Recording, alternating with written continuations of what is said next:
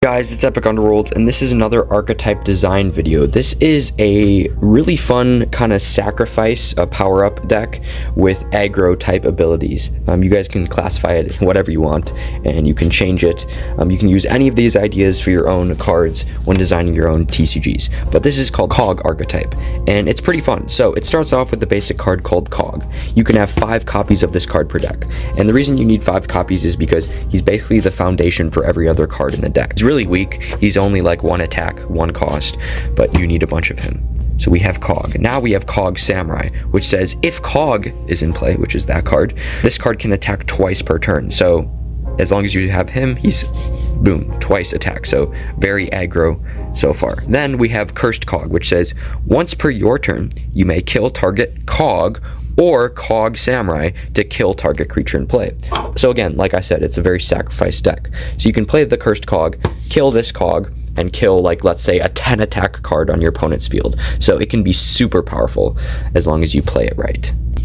Then the next guy in the line of Cogs is Cog Serpent, which says when played, if Cog or Cog Samurai, so these are the basic 2 foundation cards, are in play, you can deal 3 damage to target creature. So again, more aggro attack. Then we have Cogatron, which says, as long as this card is in play, all other cards with the name Cog in them gain 1 power. So this guy has Cog in his name, that guy has Cog in his name, all these guys have Cog in their name. So they all gain 1 attack from this card. And then you need the boss, which is Mother Cog. And it says, can only play this card if you have a card named Cog in play. And that's basically the whole other archetype, so this card's really easy to play.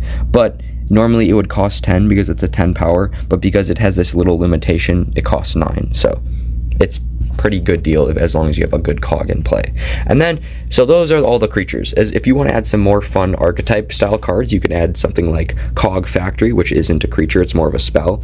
And once per your turn, you may pay 1 coin to return target card with the name Cog from your discard pile to your deck, and then you could shuffle. So let's say you used all of your Cogs. Well, don't worry, you have this guy to recycle them. So that's kind of a recycle card. So the Cog deck, it'll never run out.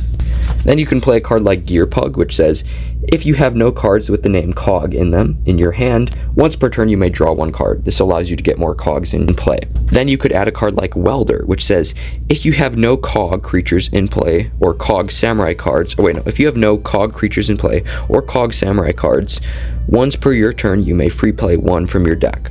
So, as long as you have no cards with the name Cog or Cog Samurai in play, you can free play 1 from your deck. This is really good early game. Now you might say, oh crap, I already have like a Cog in play. Well, you can use Wrench, which just says target creature no longer has a name. So you can play this on like Cogatron, and then you could use this ability even though a Cog's in play. So the Wrench isn't really needed, but yeah. So that was this archetype.